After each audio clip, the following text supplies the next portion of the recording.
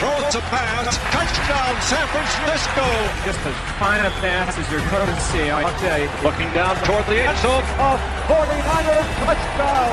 Montana rolls right, looking to throw. He throws into the end zone. Touchdown San Francisco. Young, back to throw. In trouble, he's going to be sacked. No, gets away. He runs, gets away again. Goes to the 40, gets away again. To the 35, cuts back at the 30, to the 20, the 50, the 10. He dies. Touchdown, 49ers. Down, going to the corner, Rice, touchdown. Curry, all pretty fake, pulls up. There's the first field goal, and that was sweet. Curry splits the defense behind the back. Fires the three.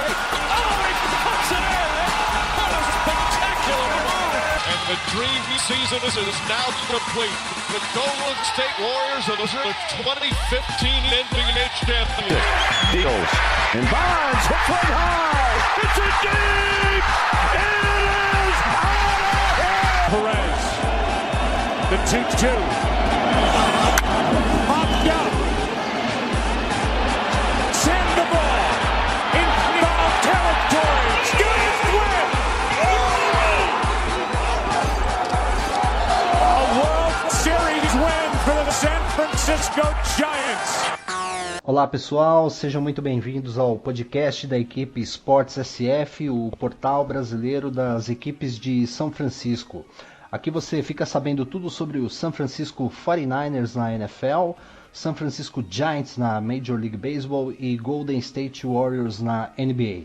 Acesse o nosso site www.sportssf.com.br, sportssf.com.br, confira os posts e notícias que a nossa equipe prepara para vocês. Curta a nossa fanpage facebook.com/esportssf, facebook.com/esportssf e siga-nos no Twitter, @esportssfbr, @esportssfbr.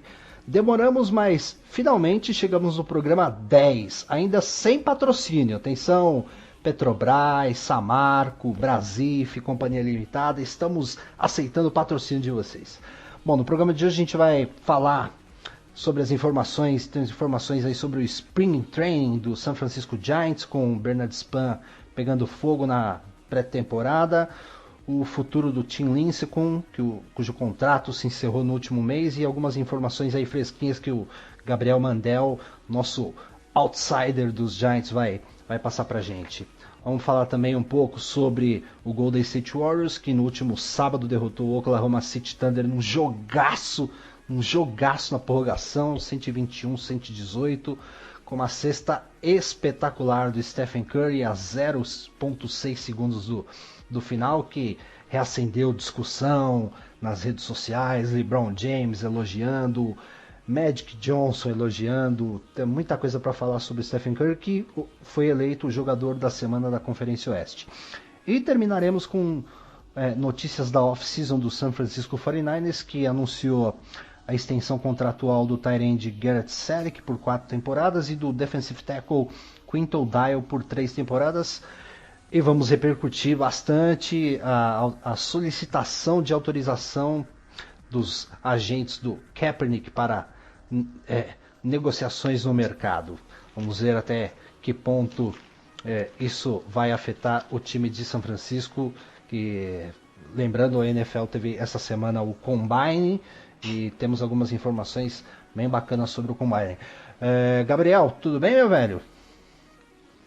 Boa noite, Ale. Boa noite, ouvintes. Sempre um prazer participar com vocês, trazer informações sobre o Giants. Finalmente a bolinha vai voltar a voar. Todo mundo aí animado já com o retorno da melhor franquia de São Francisco à vida depois dessa hibernação no inverno norte-americano. A pré-temporada começa amanhã, efetivamente. Tem jogo amanhã, quarta-feira, né? Para quem nos ouve, vai nos ouvir na quarta-feira, né? Que é quando vai estar publicado o podcast nas redes sociais. É nessa quarta que começa? Exatamente, nessa quarta-feira. O São Francisco joga em casa, na sua casa da pré-temporada, o Scottsdale Stadium, contra o Los Angeles Angels. O Angels é o rival de cidade do maior rival de São Francisco, Los Angeles Dodgers. Para quem não acompanha constantemente, a pré-temporada da Major League Baseball é dividida em 2 ligas.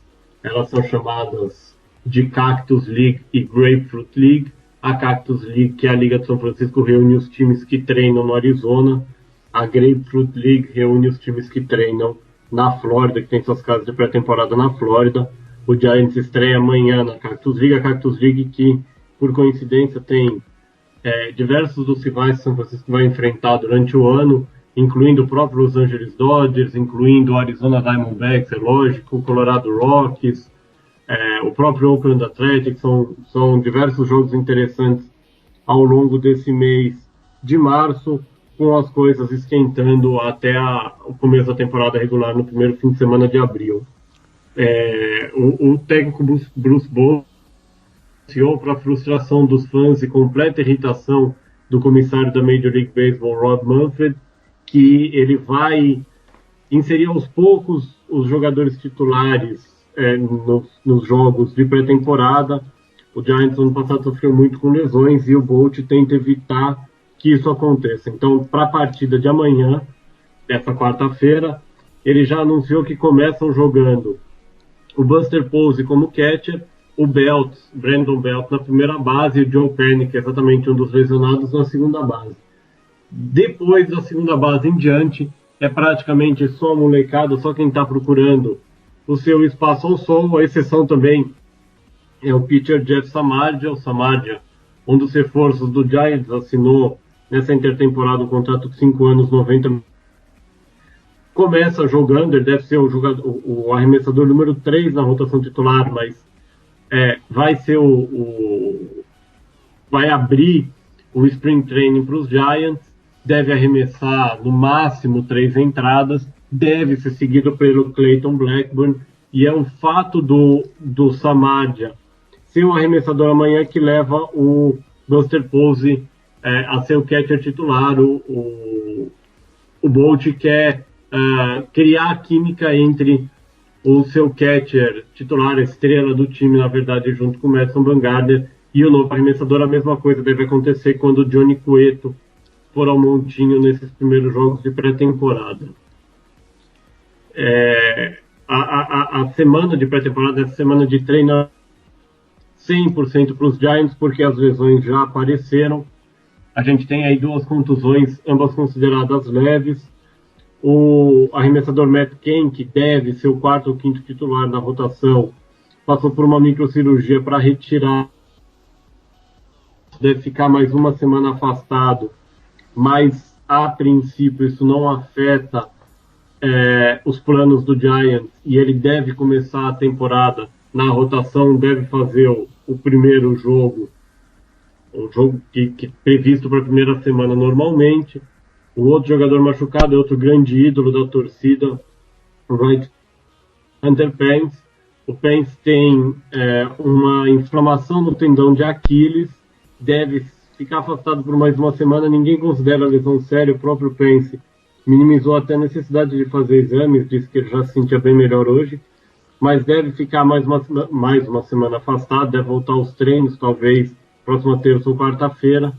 Como o Bolt já vinha dizendo que ele seria um dos jogadores que seria inserido aos poucos no time titular, também não é algo que nesse momento causa muita preocupação na comissão técnica dos Giants e na cabeça do Bruce Bochy. Fala, Muri, tudo bem? Fala, Lê, tudo certo? Uma semana boa aí pros Warriors. Perderam o primeiro jogo depois da pausa do All-Star, mas agora já se encaixou, já tá tudo certo e só alegria. 4 jogos e 4 vitórias fora de casa depois da derrota. Foi a derrota para Portland Trail Blazers. Para o Portland, né? Depois 4 vitórias seguidas em 4 jogos difíceis, não? Foram 5 vitórias seguidas. 5 vitórias? Vamos dar uma olhada aqui. Clippers, Hawks, Heat, Magic e Thunder. É isso mesmo. 5 vitórias seguidas em... Foi uma viagem aí de 7 jogos, né? Fora de casa. Começou foi contra a Fênix, o primeiro jogo, venceram também. Uhum. Aí teve a pausa do All-Star Game e depois pegou Portland, Clippers, Atlanta, Miami, Orlando e Oklahoma fora de casa. E só perdeu para Portland num apagão que eu não sei o que aconteceu ainda. Foi uma surra, 137 a 105. Mas não vamos falar sobre derrota, vamos falar sobre vitória.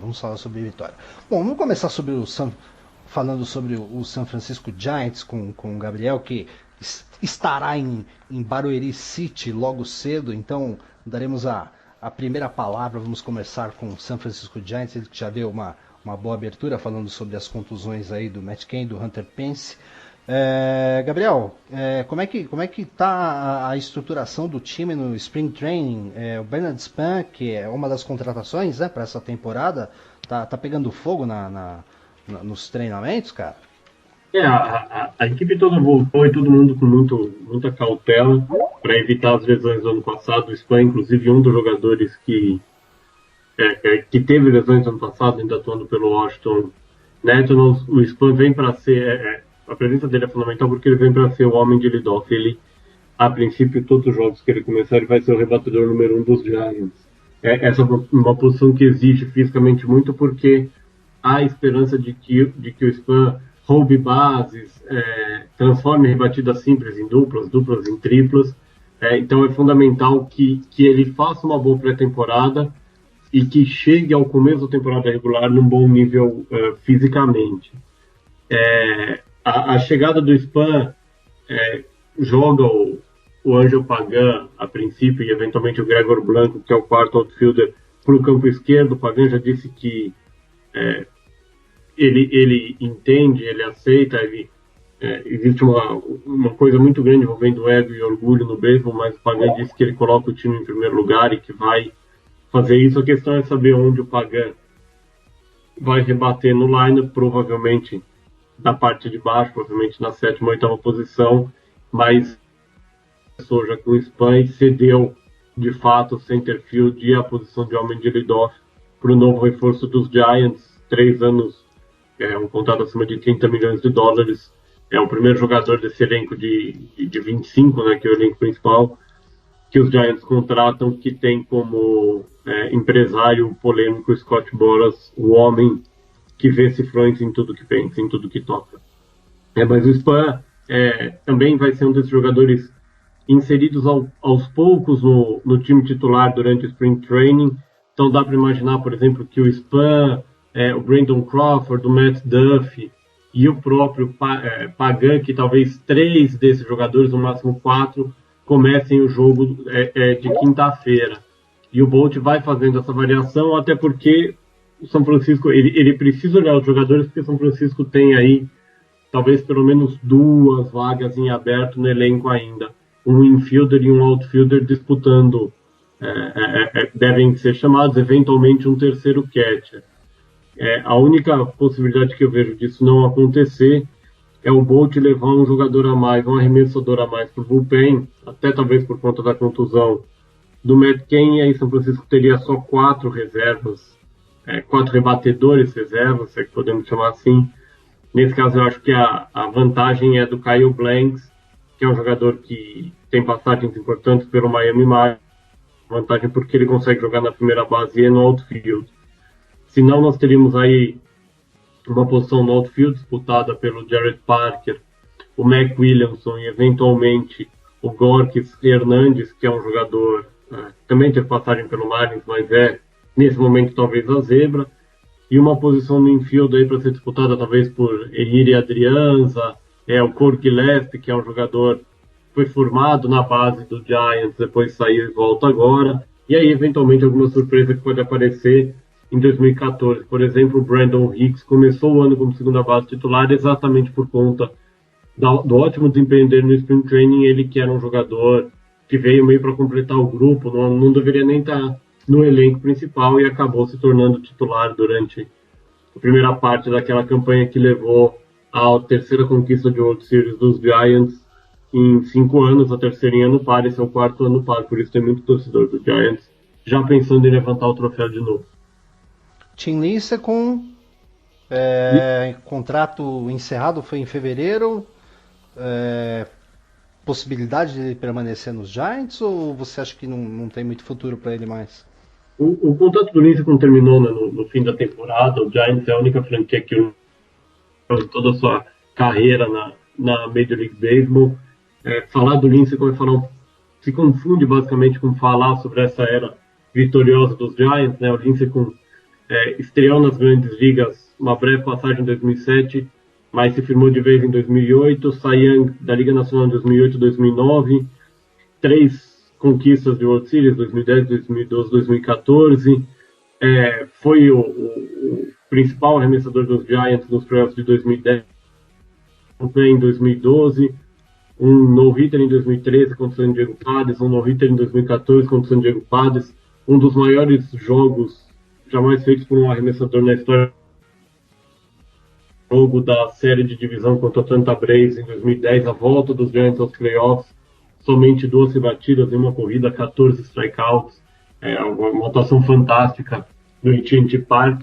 O grande problema é o seguinte, Ale, os Giants, a menos que o Matt Cain tenha realmente um problema físico mais grave, já tem a sua rotação titular completa. Madison Bumgarner, Johnny Cueto, Jeff Samardzija, Jake Peavy e Matt Cain.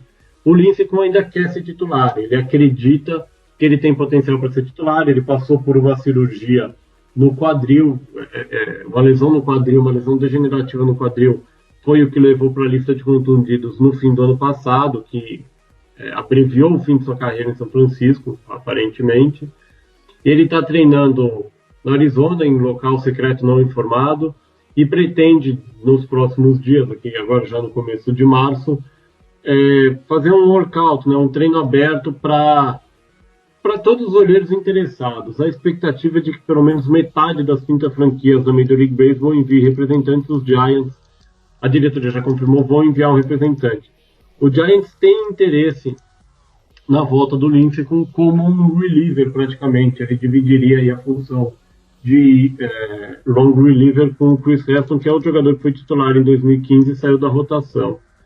O Lincecum seria sempre um reforço interessante do ponto de vista de gordura, né? Ele seria um elemento importante se quem realmente tiver problemas físicos, ou enfim, se qualquer outro dos 5 titulares de São Francisco sofrer com lesões nesse ano. E tem a parte da idolatria da torcida, o Kenya junto com o Pose, o Madison Bumgarner e o Hunter Pence de longe o jogador mais assediado e mais querido pela torcida, exatamente por ser a marca desse renascimento do Giants depois de quase 60 anos de fila, e do ponto de vista do marketing. Mas se alguma equipe vier com uma proposta que permita ele ser titular da rotação, é praticamente certo que os Giants estão fora da parada. Essa nesse momento, a informação que circunda o mundo da Major League Baseball é que o Lincecum realmente busca ser titular. Se essa proposta não vier, de repente ele perceber que o mercado é diferente, eu acredito que ainda teremos novos capítulos da novela Lincecum em São Francisco. Mas, nesse momento, eu diria que é uma possibilidade pequena. Eu acho que é justo classificar ela como pequena, pelo menos nesse momento. Vai depender do treino aberto que ele deve colocar. Se ele mostrar uma boa performance, eu acredito que uma das 29 outras franquias da Major League Baseball devam fazer alguma proposta para ele. E é engraçado que ele é um cara bem, como você comentou, né? Ele é meio que a cara do renascimento dos Giants, né? Nas conquistas, né? Principalmente 2010 e 2012. Eu lembro eu assistindo algumas partidas, essa do Atlanta Braves que você comentou, eu assisti em casa. Foi impressionante como ele jogou e como ele conduziu os Giants naquele em confronto, né, de divisão. Cara, e assim, eu não consigo te dar um nome de outro jogador e outra equipe que seja parecido, né? Mas existe muita ligação, uma ligação bem forte do Lincecum com torcida e com os Giants, né? Vai ser meio esquisito vê-lo jogar em outro time, né? Vai ser bem complicado, sim. A ligação do Lincecum com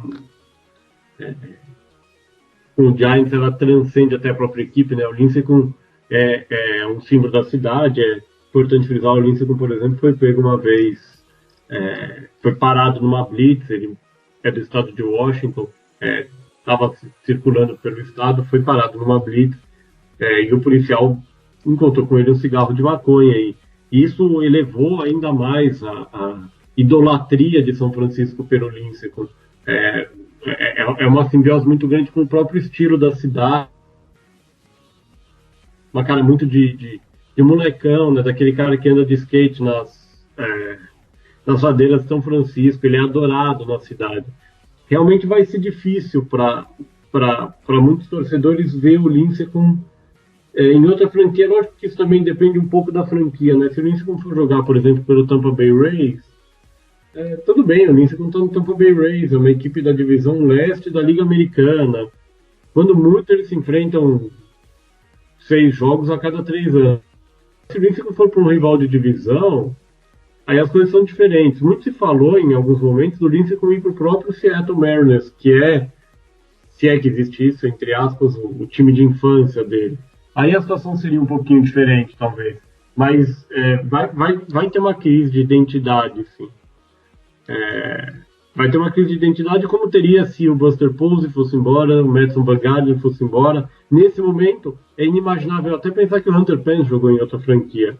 Porque são jogadores que estão extremamente ligados a esse crescimento do beisebol em São Francisco. É complicado dizer isso numa cidade que tem tanto sucesso no esporte, mas hoje São Francisco é uma cidade de beisebol, muito mais que de futebol americano. Até pelas consequências, toda a fuga, entre aspas, dos 49ers em direção mais ao norte ainda, a saída da cidade, com a construção do novo estádio.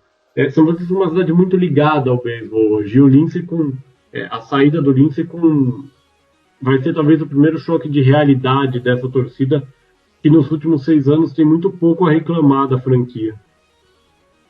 É verdade. É o que eu falo, assim, você é o cara que acompanha o San Francisco Giants e Major League Baseball como um todo. Eu sou apenas um torcedor do Yankees e que gosto do esporte. Mas você olha alguns jogadores e não tem como você dissociar esse jogador de um time, né? Você pega um Derek Jeter, por exemplo, cara, você não consegue dissociar. É lógico, ele só jogou no Yankees, mas você olha para ele e você lembra do Yankees. Você olha pro Mark Maguire, né? Ele jogou no que time? Nos Cardinals, né? Você olha pro Maguire, você associa com o St. Louis Cardinals. Quer dizer, você tem alguns jogadores icônicos. Eu vendo de fora, assim, eu associo. Olhando o San Francisco Giants, eu penso em Buster Posey e Tim Lincecum. E, óbvio, mais recentemente, o Madison Bumgarner. Vai ter realmente um choque de realidade. E o Bernard Span, cara, como é que tá a pré-temporada dele? Tá realmente assumindo a titularidade? Você disse que ele vai ser o homem de lead-off. Isso já está definido na cabeça do staff coach dos Giants? Já, essa é uma informação que já é, entre aspas, pública e oficial, né? A menos que algo de muito raro aconteça, o Span vem para ser o homem de lead-off, isso já é certo, o Bolt já falou sobre isso. Essa primeira semana, né, os jogadores iriam se apresentaram no dia 23.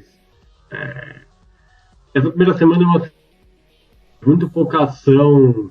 É como se fosse aquela primeira semana da pré-temporada no futebol. Você não tem ainda amistosos, que são exatamente os jogos que começam a partir de amanhã, para dizer voltou mal. É mais na situação, não, tá fisicamente bem, tá correndo, não sentiu dor, não reclamou da lesão. O Span aparentemente está bem, assim como o Joe Panik disse que está se sentindo muito bem.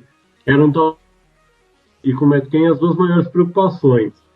Aparentemente as lesões do Cain e do Pence não são graves a ponto de despertar grande preocupação na franquia. A questão do Span, o Span vem... É um bom defensor, é um defensor melhor do que o Pagan foi nas últimas temporadas, apesar de fazer defesa em alguns momentos. E é um jogador com mais velocidade que o Pagan. Se ele realmente superou os problemas físicos, vai ser uma grande adição, porque você conseguiria aí ter um jogador com um percentual de chegada em base muito alto e com a capacidade de roubar bases, rebatendo na frente, provavelmente, de um Joe Penny, que é um jogador de muito contato. Então você imagina, de repente, um Span conseguindo um walk, uma rebatida simples, uma roubada de base, um hit and run que ele base. E aí o Bolt tem uma série de combinações para usar entre a posição de número 3 e basicamente a posição de número 7. E eu imagino que a posição de número 8 no line-up realmente vai ficar com o Pagan. Mas entre o 3 e o 6, ele teria o Brandon Belt, o Matt Duffy, o Brandon Crawford, o Hunter Pence, se e quando saudável, e o Buster Posey. Provavelmente o Posey é o número 4, isso não deve mudar muito. Mas você poderia optar mais pela força do Belt ou do Pence como número 3. Você pode ir para o Duffy, que é um jogador que no ano passado teve muito sucesso colocando a bola em jogo também. O Crawford, que foi muito bem no ano passado contra canhotos, uma coisa que é até rara, porque ele é canhoto, normalmente a relação é canhoto-destro, destro-canhoto. Então você tem a chegada do Span, abre uma gama maior de opções para o Bolt montar esse line. E permite também, pelo menos nesse momento, que o Gregor Blanco seja utilizado na posição em que ele mais se destacou até hoje nos Giants, que é o de quarto homem de outfield. Seria o primeiro reserva. Ainda que eu não me espantarei se o Blanco tomar a posição do Pagan em determinado momento, especialmente se o Pagan não conseguir render o que se espera dele. E a temporada começa dia 3 de abril, um domingo, né? E eu tô dando uma olhada aqui no schedule. Os Giants começam fora de casa a partir do dia 4 de abril contra o Milwaukee Brewers. Exatamente. Tradicionalmente o Giants começa a temporada fora de casa, até para minimizar um pouco a possibilidade de chuva em São Francisco, que é grande no final de março, começo de abril. Nos últimos anos, tradicionalmente o Giants jogava contra o Arizona Diamondbacks. Esse ano, a abertura, esses primeiros jogos contra o Milwaukee Brewers. O Milwaukee é uma equipe que vem em fase de reconstrução. Parece chato dizer, mas é uma das equipes mais fracas da liga, uma equipe que não tem chance nenhuma de playoff e que deve ser, entre aspas, um saco de pancadas na Liga Nacional. São esses primeiros 3 jogos para começar a temporada, nos dias 4, 5 e 6 de abril. E aí, a abertura, o primeiro jogo em casa, né, no dia 7, porque afinal já vem logo uma série de 4 jogos contra o time de azul do sul da Califórnia, aquele que a gente não fala o nome. Provavelmente, primeiro jogo em casa vai ter como arremessador o Jake Peavy. Se nada de diferente acontecer, nós teríamos arremessando. A abertura foi o segredo mais mal conservado da história e a notícia mais óbvia que o Bruce Bolt já deu na sua vida. Ele parou todos os repórteres e anunciou: Van Garner vai jogar o primeiro jogo. Não devia nem ser notícia. É lógico que o Van Garner vai ser o titular no primeiro jogo. Pela lógica, se nada fugir da lógica, nós devemos ter Van Garner, Cueto e Samardzija em Milwaukee, depois Peavy, Kane, Van Garner de novo e o Johnny Cueto nos jogos contra o Los Angeles. Eu vou até fazer uma coisa, eu não costumo fazer isso. Eu vou entrar no site desse outro time só para confirmar se o jogo que eu estou imaginando que vai acontecer no sábado, dia 6, o jogo já está marcado para 1h da tarde no horário local aqui no Brasil. Esse jogo começa às 5h da tarde. Se o calendário do time de azul é o mesmo do calendário de São Francisco, e é isso que eu quero conferir, será exatamente o mesmo, então será provavelmente o primeiro duelo de arremessadores da temporada, Madison Van Garner e Clayton Kershaw. Se eu tivesse que apostar, eu apostaria que esse jogo vai ser passado em rede nacional. Vai ser uma aposta minha. O time de azul começa a temporada contra o outro time de azul, mais do sul da Califórnia ainda, mas esse a gente pode dizer o nome, é o San Diego Padres. O time de azul. O time de azul, que por um acaso esse ano trocou de técnico, né? O Don Mattingly, que era o técnico, foi para o Miami, eles contrataram o Dave Roberts, que é um dos heróis até do título do Boston Red Sox de 2004. é uma curiosidade, é uma rotação formada quase que praticamente só por canhotos. Isso pode ser bom, são nomes muito bons na rotação, Scott Kazmir, o Clayton Kershaw, o Rin-Ju Ryu, que ainda está machucado, deve começar fora, Brett Anderson, o Alex Wood, o único destro, o japonês Kenta Maeda. Isso deve ser muito bom para os rebatedores destros de São Francisco, né? Hunter Pence, o próprio Buster Posey, o Matt Duffy, são jogadores que podem aproveitar bem essa oportunidade. E o Brandon Crawford, que tem essa coisa diferente em relação à lógica da liga, ele é um canhoto que rebate muito bem canhoto. Uhum. Mas fazendo uma prévia rapidinho da temporada, a gente vai se aprofundar mais nisso nos próximos programas. A divisão Oeste tem 5 times. Eu não acredito que o Colorado Rockies e o San Diego Padres briguem por muita coisa. Seria praticamente um monstro de 3 cabeças. O San Francisco Giants, o Arizona Diamondbacks se reforçou muito. E como a Lê adora, o time de azul do sul da Califórnia, que vai dar muito trabalho esse ano, comandado pelo Clayton Kershaw, e com o Yasiel Puig provavelmente fazendo muita bobagem ao longo da temporada. O time que tem um dos donos, Magic Johnson, como um dos donos. Exatamente. O time de azul, Exatamente. Chamado Los Angeles Dodgers. Desculpa, Isso. eu não queria falar. Mas quando a gente for falar do 49ers, você vai falar dos Redskins. Então eu vou falar o nome, Los Angeles Dodgers. Não, pode falar, eu só não falo o nome do time de Washington também, de futebol americano. O Dodgers, payroll, né, com o maior salário da liga, vai dar muito trabalho esse ano, busca o 4º título de divisão seguido, mas os Dodgers não ganham a World Series desde o final da... É uma cega que incomoda muito a franquia, especialmente tendo em vista o sucesso recente do San Francisco Giants. Uhum. Não, e o próprio investimento que o Dodgers fez, né? Pelo menos nos últimos 3, 4 anos foram cifras pesadas, né? Que o Dodgers investiu, né? O Dodgers tem altíssimos salários, é a prova de que o alto salário não necessariamente ganha jogo ou monta um bom elenco, mas é uma obrigação de retorno muito grande. Só um adendo olhando aqui o calendário ainda do Giants, depois dessa série de 4 jogos contra o Dodgers, a primeira folga da temporada, na segunda-feira, 11 de abril, depois são 3 jogos contra o Colorado, e aí na sexta-feira, dia 15, um jogo muito especial, fora de casa, em Los Angeles contra esse time de azul. O Jack Robinson Day. Os jogadores usam 42 em homenagem ao Jack Robinson, um grande negro que venceu a barreira de cor e se transformou no primeiro jogador negro a jogar na Major League Baseball, jogando exatamente ainda à época pelo Brooklyn, que leva esse mesmo nome do time hoje de Los Angeles. Então, engraçado, né, que você comentou sobre essa questão de jogador negro, né? Que começaram nas grandes ligas americanas. A gente tem aqui no futebol brasileiro também exemplo do Vasco, que foi acho que um dos primeiros times que aceitou jogadores negros no futebol profissional. Cara, e a gente está falando de coisa do século passado, né? E a gente está em 2016. Eu não sei se vocês assistiram o Oscar nesse final de semana. Vocês assistiram, Muri e Gabriel? Eu não assisti inteiro, mas eu sei do que você tá falando, eu acho. Você assistiu, Gabriel? Eu não assisti, mas eu também imagino bem do que você tá falando. Cara, eu vou ser bem honesto. O Morgan Freeman, uma vez, ele deu uma entrevista, isso tem no YouTube, quem quiser pesquisar. E aí uma pessoa faz uma pergunta para ele sobre a questão do racismo, né? Ele fala assim: cara, eu acho que a melhor coisa para se combater para combater o racismo é não falar sobre racismo. Quanto mais se fala, parece que mais se fomenta esse tipo de situação, né? E cara, o Oscar, eles chamaram Chris Rock para apresentar,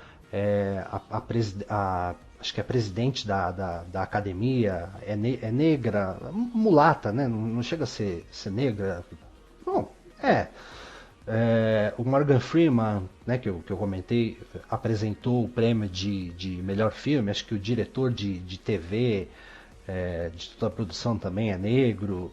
Quer dizer, o pessoal no Oscar resolveu, já que não tinha nenhum indicado negro, né, nas categorias principais, tal, acabaram colocando alguns negros, tal. Mas cara, ficou tão maçante, toda hora tocando no assunto de negro. Acho que a gente já deveria ter passado, né, esse problema, né, cara? Não sei se vocês concordam, mas é uma coisa que para mim causa arrepio. A gente em 2016 ainda tá discutindo questão racial, cara. Eu acho um absurdo. Eu acho particularmente uma questão muito complicada.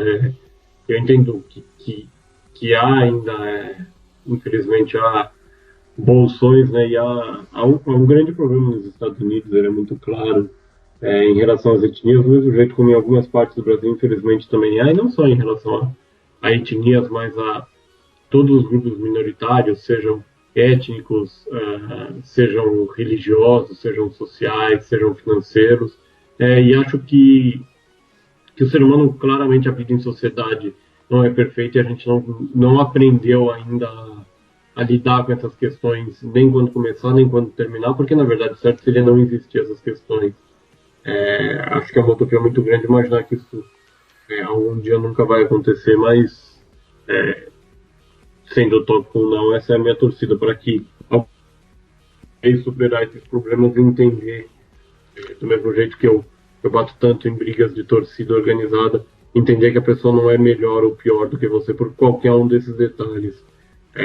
Acho que a questão racial ela vai se encerrar tão logo a humanidade perceba isso, mas a gente ainda vai penar por algumas gerações e provavelmente, infelizmente, não estaremos vivos o dia em que esse sinal de inteligência humana, ou de inteligência chegar à raça humana. É verdade, eu tô contigo, cara. Eu acho que eu não vou estar vivo para ver uma evolução nesse sentido. E outra coisa que você comentou de torcida organizada, hoje foi engraçado, eu faço parte de um grupo no Facebook, uma galera que fala só de futebol, tal, peguei amizade com algumas pessoas, tal, alguns deles eu até encho o saco aqui, dou uma tiração de sarro, que um torce pro St. Louis Rams, tem dois que torcem pros Giants, o New York Giants, tem um que torce pro dois que torcem pro Green Bay Packers, tal. Então, de vez em quando eu solto umas aqui, eles ouvem e dão risada, né? E hoje um deles publicou no grupo um programa, puta cara, eu não me lembro, eu não lembro desse programa, do Avalone, acho que era na Globo, Avalone. Acho que o programa chamava Show de Bola, alguma coisa do tipo. O Luiz Roberto, que hoje é narrador, narra jogos do Rio de Janeiro, né? E apresenta também o Bem Amigos, quando o Galvão Bueno não está viajando, enfim. E tinha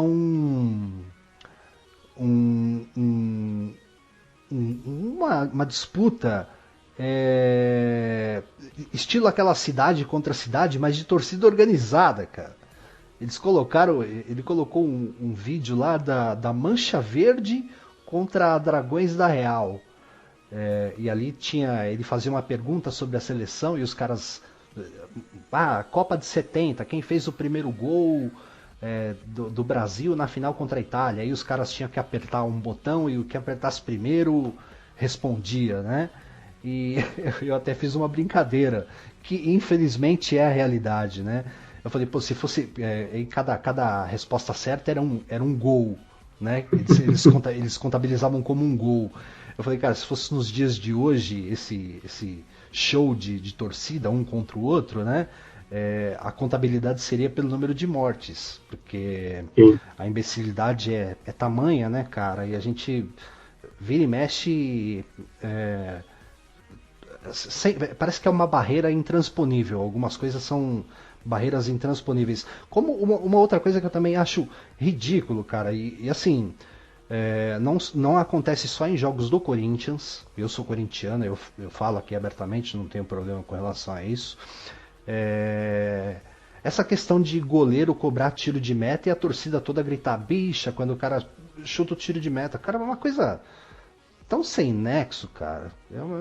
Cara, nós estamos em 2016, velho.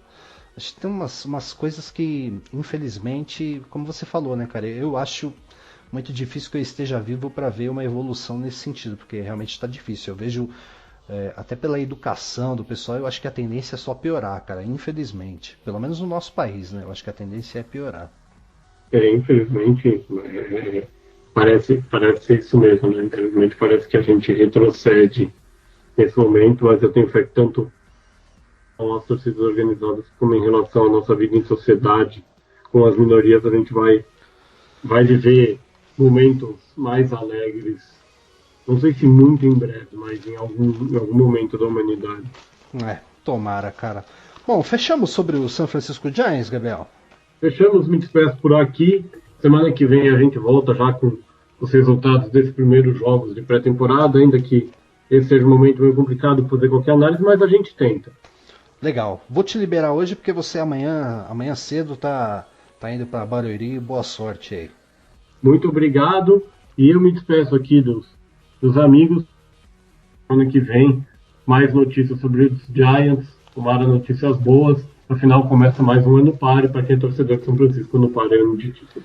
Vamos torcer para que tenhamos 2 títulos na cidade de São Francisco esse ano, né? Esse ano não, essa temporada, né? 2016 San Francisco Giants. É verdade, apesar do Golden State ainda jogar em Oakland, a gente pode considerar os títulos do Golden State e do Giants como 2 títulos de São Francisco. Aí tá vendo você errado, né? Já tá querendo colocar o 49ers de lado. Tudo bem, não tem problema. Eu vou te cortar do próximo programa. Quando tiver jogo vitória dos Giants, eu não vou te chamar no Skype pra você participar, cara. Tranquilo, quando o time de azul, sempre que a gente perder, eu tô fora. Beleza. Valeu, Gabriel. Obrigado, velho. Boa semana. Um abraço, boa semana pra todos os ouvintes também. Valeu, pessoal. Bom, agora vamos para o Golden State Warriors, já que a gente tá falando de coisas alegres, felicidade e tal. Golden State Warriors, que fez 7 jogos fora de casa, com 6 vitórias e 1 derrota. A derrota foi pro Portland Trail Blazers, mas vem de 5 vitórias seguidas. Muri, e esse time dos Warriors, cara, como anda? Ali foi uma semana bem louca, viu, não? Teve uma derrota, a gente viu o Golden State tomando uma surra de 32 pontos para Portland no dia 19. Depois ganhando dos Clippers por 115 a 112. Os Clippers apertaram nos últimos minutos. O Prigioni meteu 2 bolas de 3, a diferença baixou pra caramba. Teve ainda uma emoção no final, mas o Golden State eles dominaram todo o jogo. Depois a gente jogou contra a Atlanta, que foi o jogo um pouquinho mais tranquilo desses últimos. Aí teve, o Curry fez 36 pontos contra Miami, que foi também um jogo bem pegado, que o Dwayne Wade e o Whiteside jogaram muito, que foi, aliás, esqueci de falar da estreia do Varejão. O Varejão estava meio perdidão assim, e o Whiteside acabou deitando e rolando lá. Teve o jogo contra Orlando, que o Curry fez 51 pontos. Ele já tinha feito 42 contra Miami, 36 contra Clippers, 31 contra Portland e 26 contra Phoenix. Ele fez 51 pontos contra Orlando numa partida espetacular. Não tenho o que reclamar do jogo dele. Pegou 7 rebotes e deu 6 assistências. E contra Oklahoma, não tem nem eu perco as palavras para falar o que aconteceu nesse jogo contra o Oklahoma. Eu vou falar pra você, cara, que eu achei um absurdo. Foi um jogo absurdo de bom mesmo. Um belo jogo. Fiquei acordado até 2 horas da manhã, de sábado para domingo, assistindo o jogo.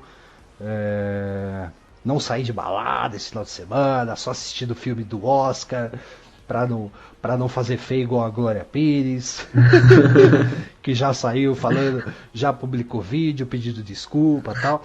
Cara, foi um jogo sensacional. E o Curry foi eleito o jogador da semana da Conferência Oeste, que não poderia ser diferente, né? O cara, média de 43,8 pontos, 61% em bolas de 3. O cara acertou 33 e 54. E a bola que ele acertou no final do jogo contra o KC foi, como diria o Theo, surreal. Nossa, pelo amor de Deus. Eu fiquei sem dormir até 2h30 da manhã porque eu tava agitado por causa desse jogo. O Curry, nesse jogo, ele anotou 46 pontos, ele deu 6 assistências, ele acertou 12 bolas de 3 em 16 tentadas. É muito absurdo. Essas estatísticas são muito absurdas. São 75% dos arremessos convertidos de 3. E ele também bateu o recorde de mais bolas de 3 convertidas numa temporada. Ele está em 288. e tem mais 24 jogos por jogar. Ele igualou o recorde da liga em bolas de 3 feitas no mesmo jogo. Existem 7 jogos na história que um jogador fez mais de 10 pontos, e o Curry tem 4 desses jogos. E ele está batendo todos os recordes possíveis. Ele está acertando, acho que só nessa última semana foram umas 3 ou 4 bolas de 3 no estouro do cronômetro de muito longe. Teve uma contra Miami no final do primeiro quarto, uma contra Orlando no final do terceiro, teve essa contra Oklahoma e deve ter tido alguma outra em algum outro jogo. E ele está se tornando especialista nisso. Ele chutou 4 arremessos, ele chutou 11 e acertou 4 dessa distância assim, meio absurda nos últimos tempos. E é um aproveitamento melhor do que muito jogador bom da liga na linha dos 3 pontos, como por exemplo James Harden. O Curry tem um aproveitamento melhor de 11 metros de distância da cesta do que James Harden tem na linha de 3 mesmo. Ele está fazendo coisa que jamais foi vista e a gente só agradece, né? Uhum. E é engraçado, né, cara, que você... Por exemplo, esse jogo do Oklahoma, né? Quando o time também tá iluminado, né? Iluminado no bom sentido, né? As coisas dão certo. Esse jogo contra o OKC tava 103-101 para o OKC, e aí quase no estouro do cronômetro o Iguodala foi tentar uma bola de 2 e sofreu uma falta, né? E aí ele foi para a linha do lance livre.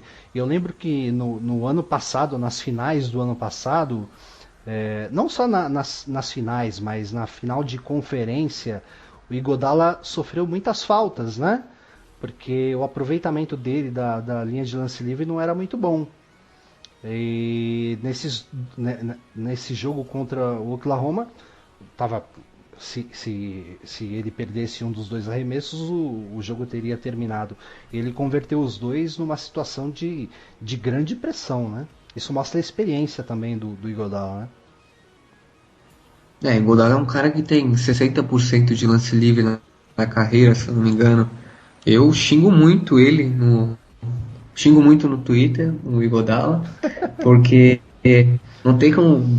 nas finais fizeram o famoso hack nele, né, que faz a falta de propósito para bater o lance livre e errar.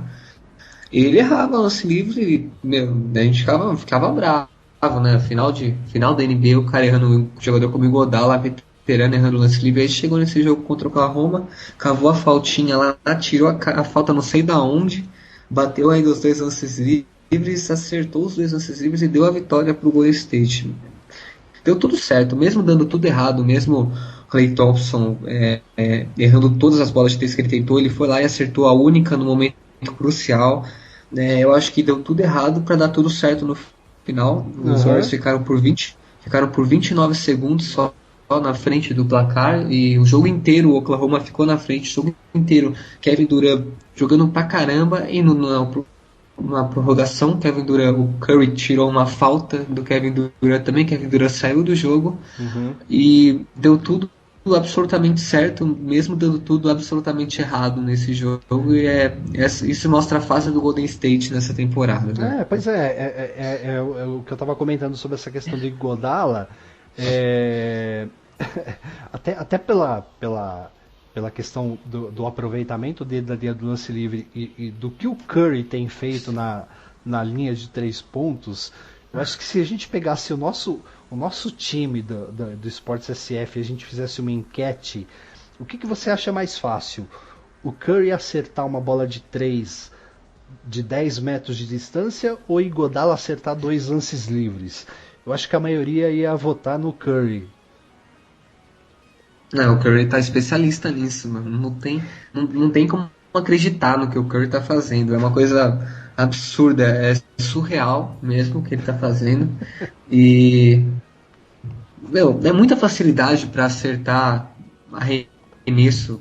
Ele arremessa com tanta rapidez, tanta facilidade, tanta normalidade assim, que você não consegue nem acreditar. Ele pega a bola, tinha tempo para pedir no jogo contra o Oklahoma, faltava uns 5 segundos, eles tinham tempo para pedir, o Curry resolveu pegar a bola, parar um pouco depois da linha dos 3 pontos e arremessar, e a bola entrou e eles ganharam o jogo. Tudo bem, claro que aí não vou nem falar que foi falha da defesa, porque não tem como uma defesa também prever muita coisa, mas se você tá marcando o Curry, você vê ele vindo pra bola com o tempo pra pedir, ele não quer pedir o tempo, você sabe que ele vai chutar de 3, e você sabe de onde ele vai chutar também, né? Acho que foi o Robertson que marcou ele, devia ter grudado um pouco nele na linha do meio da quadra, porque agora para marcar o Curry só da linha do meio da quadra, aí pressiona, ele sai, passa pro Green, se dobra, o Green dá assistência. É assim que funciona o time do Golden State atualmente. Né, cara, mas assim, eu nem coloco culpa no defensor do Oklahoma, cara, porque isso deve ser automático, né, cara, com os jogadores, né? Porque ali, você tá vendo, porque eu acho que o rebote faltava 6, 7 segundos para acabar o jogo, e ele arremessou, faltavam 4, né? A bola viajou 3 segundos e pouco, mais ou menos. Eu acho que aí o jogador entra no modo automático, né? Porque o que você vai esperar? Você espera que o jogador bata para dentro e tente um arremesso de 2 para garantir a vitória, né? E eu acho que talvez isso que o defensor deve ter esperado, independente se fosse o Stephen Curry na frente dele, quem quer que fosse, né? Mas aí ele tirou uma bola de dentro da cartola que foi espetacular. Eu já estava preparado para assistir mais uma prorrogação. Quando aquela bola caiu, eu já imaginei, falei, cara, acho que o Murilo e o Theo devem estar se esgoelando nos tweets ali. Você tem ideia de quantos tweets você colocou nesse jogo? Eu não tenho nem ideia de quantos tweets eu coloquei, nem de quantas interações que teve, quanto cara louco que me respondeu lá, que tava chorando, que não conseguia dormir. Foi muita gente. Eu postei o lance do Curry, deu sei lá quantos, 59 retweets, o pessoal tava acompanhando, porque quando passa no Sport TV tem muita gente acompanhando, e era 1h30 da manhã, o pessoal tava ativo lá, né, interagindo, e foi incrível, foi uma partida muito boa, tanto no sentido do meu perfil no Twitter, quanto no sentido de ser um torcedor mesmo. Foi bem bacana, cara. Eu que, assim, sou, e acho que o pessoal que já ouviu alguns podcasts aqui sabem que eu sou torcedor do Lakers e tô sofrendo demais, né? Até pela despedida do Kobe, pela campanha do Lakers, mas sempre que tem um jogo do Golden State, nem pela questão do podcast em si, para eu estar familiarizado com o time, assistindo o jogo, mas é que realmente dá gosto de ver. Dá gosto de ver, e eu adoro esporte, cara. Então tudo que dá pra assistir eu assisto. E esse jogo eu dei muita sorte de ter assistido o jogo inteiro. Foi sensacional, espetacular, cara. O que o Curry tá fazendo E assim, Magic Johnson, né? Postou, né? Tweetou. LeBron James tweetou. Muita gente. Dwayne Wade, Damian Lillard, uma baita uma baita repercussão, né, cara? E até no site da ESPN hoje, não sei se foi hoje ou ontem, tem uma publicação falando que o Curry dentro de quadra e fora de quadra já está tomando o lugar do LeBron James, o que é significativo, né? É uma coisa pra gente prestar atenção, né? Atualmente o Curry, não existe jogador melhor que o Curry na NBA atualmente. Eu sou convicto quando eu falo isso, sem clubismo. Eu acho que o jeito que o Curry está fazendo as coisas e o que ele está fazendo é muito único, e não tem um jogador que consiga fazer isso melhor, e ele acaba se destacando muito. E nessa questão do LeBron James, eu acho que nessa temporada, que até na última temporada, o Curry foi um pouco superior sim a ele, mas claro que tem aquela história, né, dos títulos do LeBron, que a gente não pode deixar de lado também, a história que o LeBron fez, e também o jogador que o LeBron é atualmente, que ele não é um jogador ruim, ele leva esse time de Cleveland praticamente nas costas, mas eu tenho que ficar com o Curry nessa disputa aí. Inclusive, ainda falando sobre comparações, tem uma estatística, o Curry, ele é o primeiro jogador a ter uma média de 43 pontos por jogo e 65% de aproveitamento nos arremessos em uma sequência de 4 jogos, desde Michael Jordan em 1990. Nenhum jogador fez isso entre os dois. Então, percebe a dimensão que está tomando? Ó, eu tô com um post aberto, que é na seção NBA na ESPN. Aqui tem algumas coisas interessantes. Nessa temporada, o armador do Golden State Warriors recebeu mais de 500 mil de votos a mais que LeBron James para o All-Star Game. Foi 1.600.000 votos para o Curry e 1.089.000 para o LeBron. Aqui eles colocam o segundo, Darren Rover, que é um jornalista da ESPN dos Estados Unidos. O Curry lidera a venda de camisas da NBA em 47 dos 50 estados americanos. As exceções são Ohio, que o LeBron James é o líder, Oklahoma, que o Kevin Durant é o líder, e Delaware, que o Kobe Bryant é o líder. Cara, é impressionante, né? Coisas absurdas. O Curry tá tomando uma proporção impressionante, né, cara? Assim, ele jogou muito ano passado, né? Mas ele não foi o MVP das finais. O MVP foi o Iguodala, né? O que hoje você, imaginando, né, numa hipotética participação do Golden State nas finais da NBA, muito pouco provável que, se o Golden State for campeão, o Curry não seja o MVP, né? Hoje é um pouco mais difícil você imaginar que outro jogador que não o Curry seja o MVP do time, se de repente o time for campeão. Você concorda? Com certeza, o Curry, ele, acho que essa temporada aqui, se ele for pra final, ele vai estar um pouco mais familiarizado com as finais em si, e ele não vai, se for no caso contra a Cleveland, ele não vai deixar Dellavedova marcar, ele vai acabar com Dellavedova no ataque. Aquelas finais foi uma coisa bem esquisita, que a gente viu Dellavedova marcando muito bem o Curry caiu também o Ariza, ele caiu em cima do Ariza, caiu no chão, machucou o braço, estava usando sleeve em umas partidas e deu uma recaída assim. Mas essa temporada ele tá numa confiança absurda e ele faz o que ele quer, ele faz o que ele acha que ele consegue, e ele consegue fazer isso de fato. Eu acho que essa temporada aqui, se for pra final, muito dificilmente vai ser outro jogador senão Curry o MVP das finais, caso o Golden State vença, e tomara que vença. Uhum. O que a gente estava comentando, né? O LeBron James, o Twitter dele, Stephen Curry precisa parar com isso, cara. Ele é ridículo. Nunca vi ninguém como ele na história do basquete. Quer dizer, cara, se o próprio LeBron James dá um tweet desse, é sinal de que o cara tá causando estrago, né, na NBA. E a gente espera que seja por um bom tempo. E o entorno, cara? Como é que você tem visto o entorno? Porque a gente tá vendo o Curry fazendo algumas... Bom, essa semana, né, de 36 pontos, 42, 51, 46. O restante do time, você acha que está deixando a desejar um pouco? Por exemplo, o Draymond Green, depois do All-Star Game, parece que ele...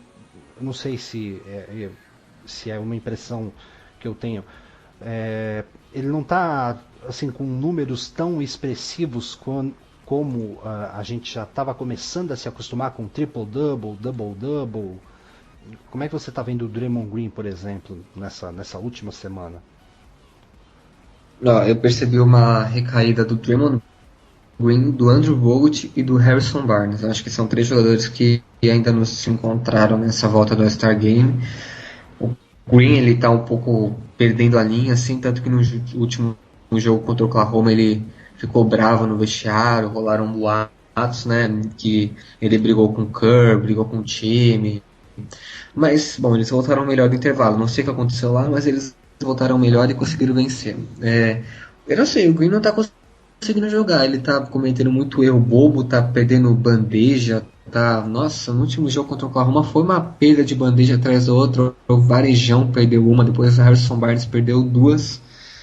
E isso, os jogadores sabem fazer bandeja. Isso é falta de confiança. Não sei se eles perderam um pouco do condicionamento nessa pausa do All-Star Game, mas não é uma coisa normal para o jogador da NBA que eu assisto todo jogo e sei o que ele pode fazer. Todo mundo sabe o que o jogador da NBA pode fazer e se erra uma bandeja não é alguma coisa normal. Acho que tem que dar um tempo, né? Tem um mínimo que a gente pode, o máximo que a gente pode fazer é esperar um tempo para ver se eles já pegam um ritmo, porque Green, Barnes e Bogut estão bem abaixo. Eu acho uma menção honrosa é a do Klay Thompson. O Klay Thompson ele jogou mal, mas jogou bem. Ele joga mal, mas joga bem. No jogo contra o Oklahoma, ele não teve um jogo bom. Ele ficava chutando bolas de 3, ele sabia que não ia cair, ele ficou 0 de 7 até o último quarto. O aproveitamento dele, ele chutou 23 bolas. Ele ainda conseguiu acertar mais de 50%, mas é porque nesse final ele pegou um pouco mais de confiança. Mas nos últimos jogos, média de 30 pontos, ele está indo muito bem. Ele e o Curry acho que combinaram para 70 pontos juntos 2 vezes nesses últimos 6 jogos que tiveram, 5 jogos que tiveram. Mas sempre que precisa do Klay Thompson, ele está lá. No último jogo, quando estava 118 a 115 para o Oklahoma, ele fez a bandeja reversa, sofreu a falta do Westbrook, empatou o jogo em 118. Ele logo em seguida meteu a primeira bola de 3 dele no jogo, que ele estava amassando o aro, ele meteu quando precisava. Depois, mais tarde, ele arremessou outra e acertou também. Ou seja, o Klay Thompson ele é um jogador que aparece quando precisa. Ele acho que ele fica meio ofuscado pelo Curry quando o Curry está em quadra. Tanto que teve um jogo também contra o Indiana que o Curry se machucou e ele entrou e ele fez tantos, sei lá quantos pontos seguidos. E sempre que o Curry está um pouco mal, assim, o Klay Thompson começa aparecendo. Na partida contra o Oklahoma que o Curry foi pro vestiário um pouco porque o Westbrook no tornozelo dele, o Klay Thompson também pontuou. Ele é aquele jogador que aparece e pontua. Quando precisa dele, ele pontua. Ele faz os catch and shoot dele. Ele chuta para 3 marcado, chuta para 3 de longe. Não sei como que sai a bola da mão dele. E ele acerta quando precisa. Esse que é o bom. Ele tá vindo muito bem nos jogos. Ele fez uns 3 ou 4 jogos com pelo menos 30 pontos. E tá ajudando bastante o Curry, porque o resto da equipe tá ou normal ou abaixo da média. O Golden State está liderando a Conferência Oeste, 53 vitórias, 5 derrotas, seguido pelo San Antonio Spurs, 50 vitórias e 9 derrotas. O Golden State já está classificado para os playoffs, né? Com essa vitória de sábado, já garantiu classificação dos playoffs. E se terminasse hoje, teríamos na primeira rodada dos playoffs uma reedição da final da conferência do ano passado, que foi Golden State e Houston Rockets, né? O Houston Rockets está sendo um pouco tá sendo a decepção da temporada, né? Estão em 8º lugar e foram para a final de conferência na temporada passada. É um pouco discrepante a diferença. Não sei o que está acontecendo porque eu não acompanho muito o Houston, até porque eu não gosto muito do estilo de jogo deles. Eu não gosto muito do Dwight Howard, eu não gosto muito do James Harden. E eu prefiro não assistir esses jogos, mas eu acho que hoje, se o Golden State enfrentasse Houston na primeira rodada dos playoffs, ia ser muito mais fácil do que nas finais de conferência, mesmo que tenha sido um pouco tranquilo as finais de conferência do ano passado. Acho que seria uma varrida e já ia se preocupar, já ia pegar um pouco de descanso e se preocupar com o próximo adversário. Eu também acreditaria. Bom, talvez uma varrida ou um 4-1, né? Eu acho que o bom aí pro Golden State, quer dizer, não tô sem querer secar o Golden State, claro que não, mas o Denver tá em 12º lugar, que é o time que é o mais encardido, né? Que joga contra o Golden State, que deixa o jogo sempre complicado para Golden State, né? Então o Denver tá quer dizer, tá 5, 6 jogos atrás do Houston.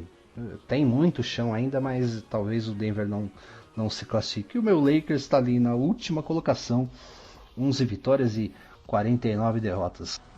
Bom, então nessa semana, hoje estamos gravando o programa terça-feira, já estamos na madrugada de terça para quarta, 00:20. Teremos daqui a pouquinho o jogo do Golden State contra o Atlanta Hawks, Stephen Curry não joga, certo? Steph Curry e Andre Iguodala não jogam nesse jogo, e nem Festus Ezeli, que tá voltando de cirurgia. Uhum. Aí é aquele ponto que eu comentei, né? O restante do time vai precisar aparecer um pouquinho mais, né? O Draymond Green e o Harrison Barnes, principalmente, para ajudar o Klay Thompson, né? Porque o Klay Thompson sozinho vai ser, embora o time do Atlanta não seja um grande time assim, mas é um time para tomar cuidado, né? Até porque na semana passada foi um jogo relativamente equilibrado, embora com 10 pontos de diferença, mas foi um jogo equilibrado, então toda a atenção é pouca. Na quinta-feira vamos ter o terceiro duelo, né, da temporada contra o Oklahoma City Thunder, vai ser também na Oracle Arena.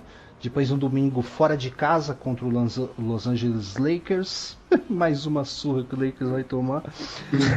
E segunda-feira em casa contra o Orlando Magic. Pô, não dá pra gente fazer troféu profeta só com nós dois, né? Porque eu ia colocar 4-0. Você também vai colocar 4-0? Eu acho que todo mundo iria colocar 4-0 nessa sequência aqui. Eu acho que o jogo... O que vai todo mundo querer assistir, até pela repercussão que teve no jogo de sábado, é o jogo de quinta-feira contra o Oklahoma City, né? A gente não espera, pelo menos contra os outros 3... nada diferente de uma vitória, né? A não ser que ocorra algum desastre e tal. Principalmente se você olhar pelo fato do Golden State não ter perdido em casa nessa temporada, apenas o Golden State e o San Antonio, né? Que tem 28 vitórias e nenhuma derrota em casa. O Golden State tem 24-0.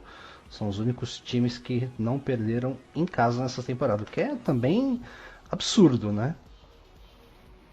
Na última temporada acho que eles perderam 2 vezes o Golden State. Nessa temporada vai para invicto em casa. Eu tô torcendo para que isso aconteça. Então, agora eu vou falar um pouco das expectativas sobre o jogo contra o Oklahoma. O Westbrook e o Durant tentam. Eles são pontuadores excepcionais. Os dois são máquinas de fazer ponto. O Kevin Durant no jogo contra o Golden State, no último jogo, ele destruiu. O Westbrook deixou um pouco a desejar, mas também teve uma partida muito boa. Mas um time que conta com aquele banco de reserva que o Oklahoma tem, não tem que pensar tão grande em ganhar do Golden State, sabe? O que me deixava tranquilo no primeiro quarto do último jogo, é que uma hora o banco ia entrar e uma hora o Golden State ia embalar, porque o banco dos Warriors é muito superior ao banco do Oklahoma, e essa diferença baixa, a diferença que no começo do jogo o Oklahoma estava imparável, e quando chega a hora do banco, igual no penúltimo jogo também, que todo mundo sabe o que acontece, e Singler no último quarto para jogar é falta de respeito até com o Golden State, meu. Não tem como um time do Oklahoma assim ganhar num jogo com os dois times completos, assim, não tem como o Oklahoma com um banco desse ganhar do Golden State. Eu acho que seria muito improvável se acontecesse. Atlanta, acho que por estar sem Curry, sem Iguodala, o time pode sentir um pouco mais de falta, mas essa lesão do Curry vem em hora certa, porque tava precisando, né, um jogo sem Curry, um jogo para o time entrosar um pouco mais, agregar os reservas. Acho que mesmo não sendo uma lesão tão preocupante, tanto que ele saiu andando, jogou depois, eu acho que vem em hora certa para pegar um joguinho acho que vai pegar só esse jogo de descanso mesmo. E o Iguodala também não é nada sério, eu acho que contra o Oklahoma já vai estar com o time completo, a não ser que Curry tente dar uma de Popovich e tirar o Klay Thompson e o Curry do jogo, só para falar que não liga para a temporada regular. Agora contra Lakers não tem nem o que comentar. Obrigado. não tem como esperar muito dos Lakers, não tem. E contra Orlando, depois da última partida que teve, é perigoso, sim. O Orlando jogou bem contra os Warriors no último jogo, ganhamos por 16 pontos de diferença, mas no primeiro quarto 33-30, depois Orlando saiu na frente no intervalo, mas depois os Warriors venceram por 40-28 e 31-23. Acho que o terceiro e o quarto dos Warriors estão sendo bem fortes ultimamente, principalmente o último quarto. Quando precisa do Curry, ele tá lá. quando precisar do Klay Thompson, ele tá lá, e não é à toa que eles estão sendo uma dupla pontuadora muito eficiente, tanto o Klay Thompson quanto o Klay, mesmo o Klay Thompson tendo aquela oscilada característica, e eu acho que esses 4 jogos são 4 vitórias, e depois se preocupar contra Portland no dia 12. E é isso. Já que você comentou do Orlando Magic, né, que teve jogo na semana passada, sabe quem estava lá em Orlando assistindo o jogo do Orlando Magic contra o Golden State Warriors? Quem? Você não acompanhou nada nas redes sociais aí recentemente? Eu lembro de ter visto alguém falando que era NFL o jogo, eu só vi isso. Isso, nosso grande amigo, nossa, assim você me mata, Michel Teló. Michel Teló, vamos lá, vamos ver aqui a publicação do Michel Teló, que obviamente depois eu fui olhar no Instagram do cara. Eu não sigo, obviamente, pra quem não sabe, eu odeio sertanejo. E tá lá escrito ali, Michel Teló. Vamos lá, olha o que ele escreveu. Pau torando por aqui. Pontinho, pontinho, pontinho. Hashtag NFL. Orlando versus ORL versus GSW. Orlando versus Golden State Warriors. Muito bem, Michel Teló. Muito bem. Gostamos. Espero que você tenha visto algumas interceptações, algum fumble forçado nesse jogo entre Orlando Magic e Golden State Warriors. O pior é que a gente pensa, poderia ter sido a gente lá no lugar dele, né? Sentado naquele lugar, entendendo tudo sobre o jogo, sabendo tudo o que tá acontecendo, mas o cara tá lá e escreve que é NFL, dentro do ginásio. Não tem jeito, cara. A gente já tava comentando do Oscar aqui, falando sobre essa questão de racismo. Pô, cara, eu assisti o Oscar na TNT. Cara, eu com o celular, eu vendo os tweets ali, cara, já começou um atrás do outro falando de Glória Pires, Glória Pires, Glória Pires. Depois eu vi esse negócio do Michel Teló anteriormente, cara, e acho que era 00:30, 1h da manhã já tava rolando meme na internet da Glória Pires. Cara, esse mundo da internet é muito louco, cara. Não perdoa. Não perdoa, cara. Não pode dar vacilo. Lógico, eu não vou ficar sacaneando o Michel Teló aqui, entendeu? Paciência, colocou NFL, tal, se confundiu, ok, né? Segue o jogo. Mas a galera não perdoa, né, cara? Eu era pra ter falado antes, mas já que você deu a deixa do último jogo contra o Orlando, né? Então esperamos que o Golden State ganhe 4 partidas e não tenhamos nenhuma interceptação, nenhum fumble forçado nos jogos do Golden State Warriors essa semana. Cara, eu só vou discordar de você, discordar não, né? Sobre essa questão do Stephen Curry, cara, da contusão dele, porque pra mim essa contusão não foi tão simples, não. Ele voltou pro jogo, ok, porque ele tava quente, né? Uhum. Quando esfria e aí você sente realmente a contusão, a gente não sabe qual é a dimensão. E eu também não cheguei a ler nada no site dos Warriors para saber qual que é a dimensão da contusão, mas foi uma torção bem feia, cara, né? Eu pensei que ele não ia voltar pro jogo, né? E é engraçado, voltou e destruiu, né? O Curry teve algumas contusões já no tornozelo, e eu vi uma notícia dele falando que ele sentiu que não foi igual às que ele teve. Porque ele teve lesões sérias, chegou a jogar 30 jogos numa temporada por causa de lesão. E dá pra você ver quando tem vídeos dele tendo a lesão, tem um que ele sai rastejando de quadra, tem outro que ele sai carregado. E nesse ele simplesmente caiu, sentou assim, ficou apoiado lá, depois foi andando pro vestiário. Acho que isso que fez com que eu achasse que era mais simples. Ele também falou isso, ele falou que se fosse igual ele teve anteriormente, ele já teria sentido uma dor igual. Ele falou que foi diferente a sensação. Menos mal, o mundo da NBA agradece, né? Seria broxante, né? Depois de uma baita partida, o cara ficar fora, sei lá, um mês fora, enfim. Bom, temos mais 24... Mas vai continuar ganhando MVP ainda, hein? Dá pra ganhar, né? Temos mais 24 jogos e a batalha contra o Chicago Bulls tá acirrada, né? Assim, né, a NBA colocou um post, eu não sei em que data que foi, mas eles estão atualizando jogo a jogo. E nesse momento da temporada, com 58 jogos, o Golden State tem 53-5 e o Chicago Bulls de 1995-96 estava com 52-6. Ou seja, o negócio tá bem equilibrado, né? Rumo ao recorde, né? Que é o que eles chamam, né? De Golden State podendo quebrar o recorde do Chicago Bulls. E dá para você acompanhar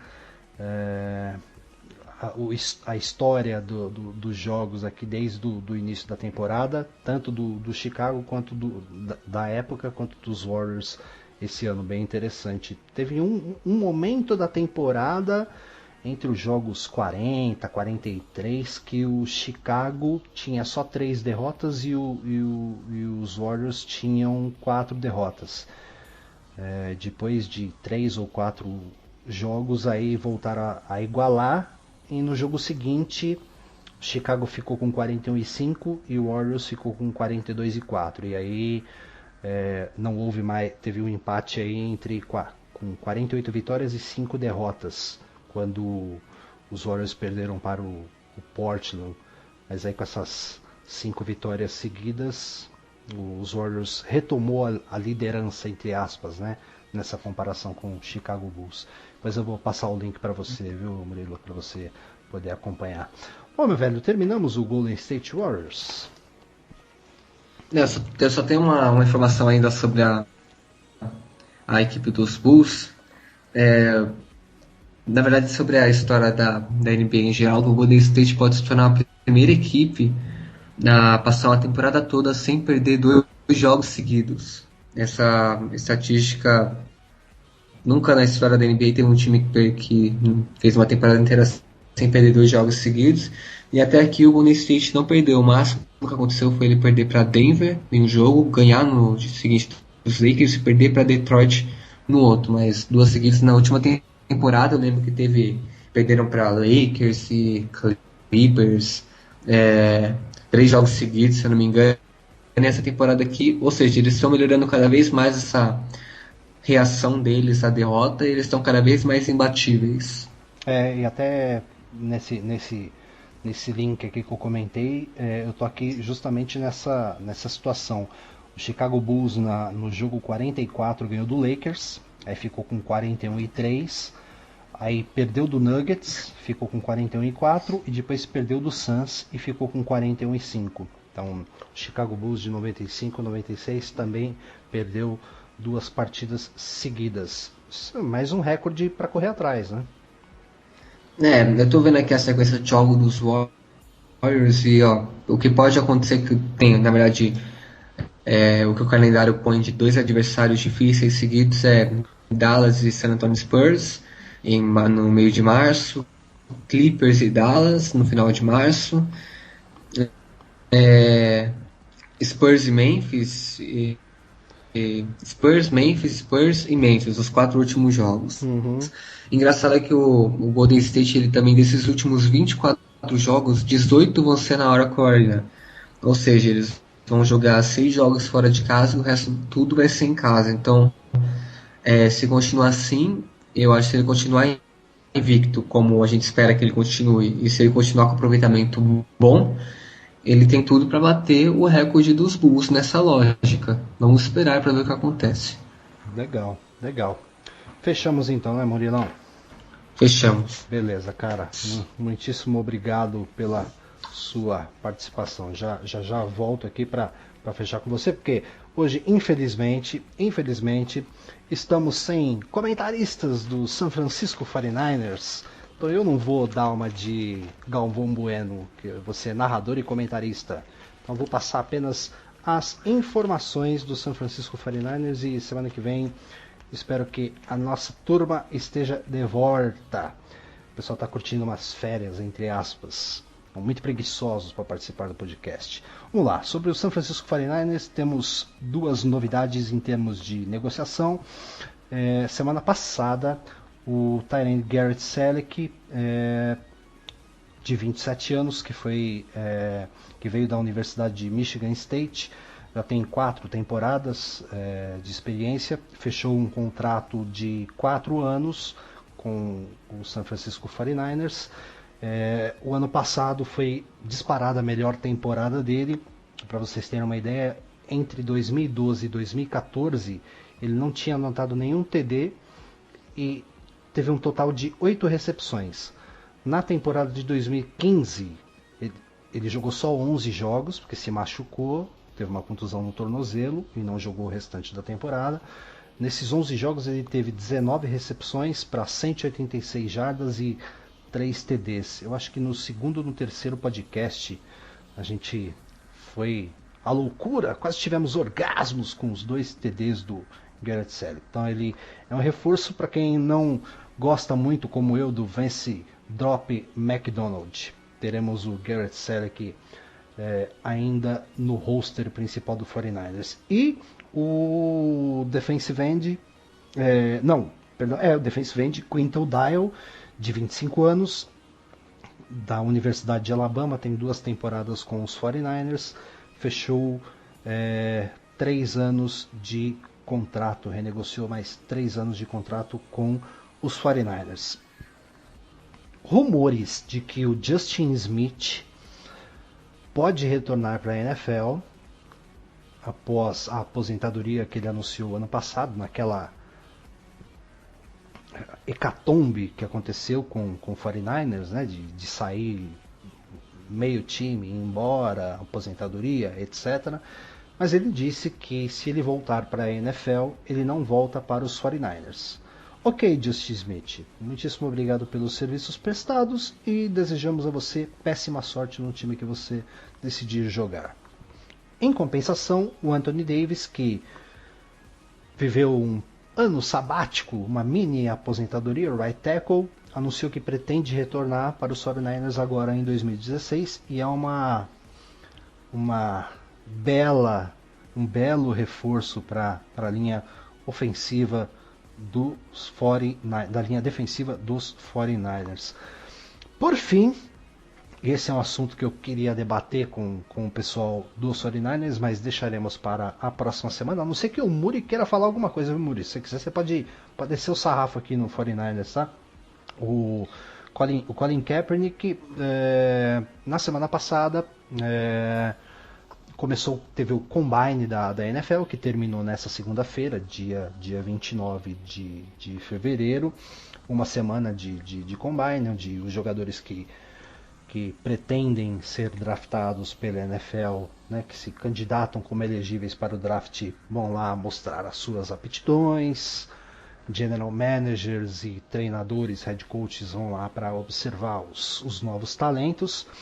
E o Trent Baalke deu uma entrevista coletiva falando sobre o que ele deseja para o San Francisco 49ers, disse algumas coisas óbvias, né, de que ele vai querer ter os 53 melhores homens possíveis no roster principal do 49ers, o Navarro Bowman, que teve uma bela temporada, que ele está em sintonia com o Chip Kelly, com relação ao que o time necessita, enfim. Mas acho que ele não deve ter combinado direitinho o discurso com o Colin Kaepernick, porque ele, quando perguntado sobre a disputa entre Colin Kaepernick e Blaine Gabbert, né, ele falou que é interessante ter 2 quarterbacks que tenham condições de serem titulares para disputarem a titularidade, e aí perguntaram para ele se ele espera que o Colin Kaepernick esteja no roster principal do 49ers. E ele respondeu da seguinte forma: absolutely, ou seja, absolutamente, né?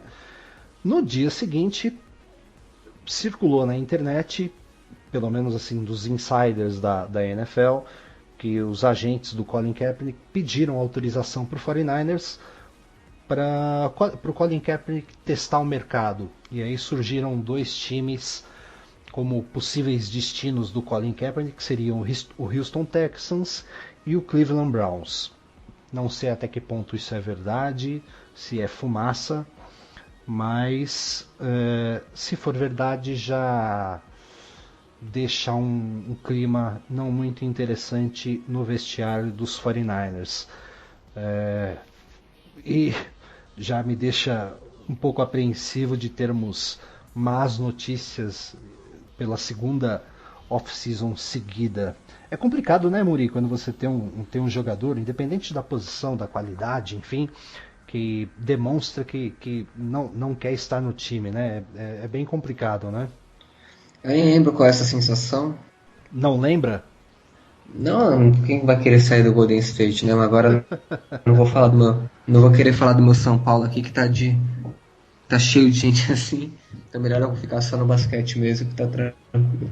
É complicado, cara. Bom, vamos ver cenas dos próximos capítulos. Essa semana ainda tem a finalização do tempo, que todas as franquias podem colocar um franchise tag em seus jogadores que viram free agency, o que significa que o time tem a preferência de manter o jogador. Funciona mais ou menos da seguinte forma: vai pegar os top 5 salários, por exemplo, uma posição de quarterback, você coloca o franchise tag nesse cara. Nenhum time pode negociar com esse jogador, é você que vai negociar. O time vai negociar com o seu quarterback e ele pode ter um salário até 110%, a 10% maior do que o teto da média entre os 5 maiores salários da posição. O que vai acontecer com Denver Broncos, com Von Miller, para quem assistiu o Super Bowl, o cara que engoliu o Ken Newton, o cara que engoliu o Carson, o Tom Brady, não deu sossego para os dois na final da conferência e no Super Bowl. O Kirk Cousins já estava como franchise tag, hoje ele fechou, para alegria do Gabriel, fechou com os Redskins para se manter. Então o mercado ainda está em movimentação, muita coisa vai acontecer na off-season até o draft. Nós esperamos que na próxima semana tenhamos mais novidades sobre o San Francisco 49ers. E eu vou cobrar Hugo, Murilo, Giovana, Vinícius, cadê vocês? Sumiram todo mundo. O Theo, que ia participar, mas ele acabou tendo um problema de conexão. Eu quero todo mundo na semana que vem preparado para 3 horas de programa, certo, Muri? Certo, a já começou o jogo do Golden State e já digo aqui que Klay Thompson chutou 2 bolas para 3, acertou as 2 e está com 6 pontos em 3 minutos de jogo. Já começou? Já começou a ganhar pouco. 8-7 para o Golden State, é isso? Isso. Legal. Então eu vou te liberar para você tweetar durante o jogo aí. Bom jogo para você e boa vitória, né, para os Warriors, que o Klay Thompson faça 50 pontos hoje. Já chutei meu placar no Twitter lá, 114-102 Golden State, com 30 mais pontos do Klay Thompson. Legal. Vamos ver se você acerta e vai ganhar então o troféu Profeta da próxima semana. Que nem tem troféu, na verdade. Beleza, Muri. Valeu, cara. Obrigado, boa semana, velho. Valeu. Boa semana aí, boa semana pra todo mundo que tá ouvindo aí. Legal, pessoal, chegamos ao fim de mais um podcast da equipe Esportes SF, o portal brasileiro das equipes de São Francisco. Aqui você fica sabendo tudo sobre o San Francisco 49ers na NFL, o San Francisco Giants na Major League Baseball e o Golden State Warriors na NBA. Acesse o nosso site www.esportessf.com.br, esportessf.com.br, confira os posts e as notícias que a nossa equipe prepara para vocês. Curta a nossa fanpage, facebook.com/esportessf, facebook.com/esportessf. E siga-nos no Twitter, @esportessfbr, @esportessfbr. Vai lá, começa a seguir, que você vai ver o Murilo, o Golden State Warriors, o Theo, desesperados, tweetando a cada cesta do Stephen Curry, do Klay Thompson, bang pra lá, bang pra cá. Vocês vão se divertir com os dois. Um abraço, galera, valeu e até semana que vem. Tchau, tchau. Montana throws a pass. Touchdown, San Francisco. Just as fine a pass as your courtesy, I'll tell you. Looking down toward the end zone. 49ers touchdown. Montana rolls right, looking to throw. He throws into the end zone. Touchdown, San Francisco. Young, back to throw. In trouble, he's going to be sacked. No, gets away. He runs, gets away again. Goes to the 40, gets away again. To the 35, cuts back at the 30, to the 20, the 15, the 10. He dives. Touchdown, 49ers. Down, going to the corner, Rice, touchdown. Curry, all pretty fake. Pulls up. There's the first field goal. That was sweet. What was a move? Curry splits the defense behind the back. Fires the three. Oh, he puts it in. What a spectacular move. And the dream season is now complete. The Golden State Warriors are the 2015 NBA champions. Eagles. And Bonds hits one high. It's a deep. It is out of here. Perez. The 2-2. Popped up. Send the ball. In foul territory. Giants win. A World Series win for the San Francisco Giants.